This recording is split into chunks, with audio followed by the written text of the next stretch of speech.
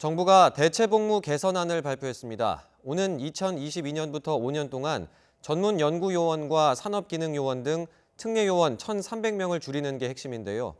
인구 감소로 병역 자원이 부족해지는 상황에 대비하기 위한 취지입니다. 임성호 기자입니다. 저출산 고령화로 인한 인구 감소가 현실이 된 이후 역대 정부에선 병력 확보를 위해 병역 특례 폐지나 축소를 꾸준히 시도해왔습니다.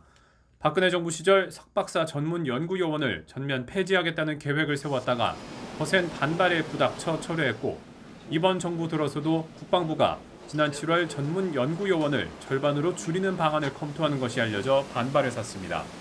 하지만 일본의 수출 규제와 화이트리스트 배제 보복 조치 등으로 상황이 급변했습니다. 일본의 보복에 맞서 소재와 부품, 장비 등 기초산업 경쟁력 강화와 이공계 전문 인력 양성을 강조하는 목소리가 커지자 정부도 전문요원 감축 계획을 완화했습니다. 박사 과정 요원은 현행 규모를 유지하고 기업, 연구소 등에서 근무하는 석사 요원만 300명 줄이기로 했습니다.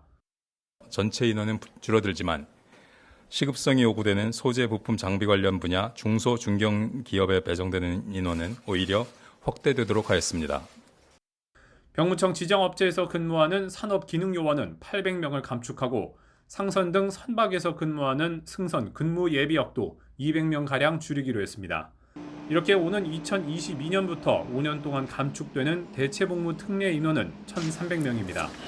또 체육 병역 특례의 경우 특례 인정을 받는 올림픽과 아시안게임 등 대회 수를 줄이진 않지만 국가대표 선발 방식과 절차를 공개하는 등 선발의 공정성과 투명성을 대폭 강화하기로 했습니다.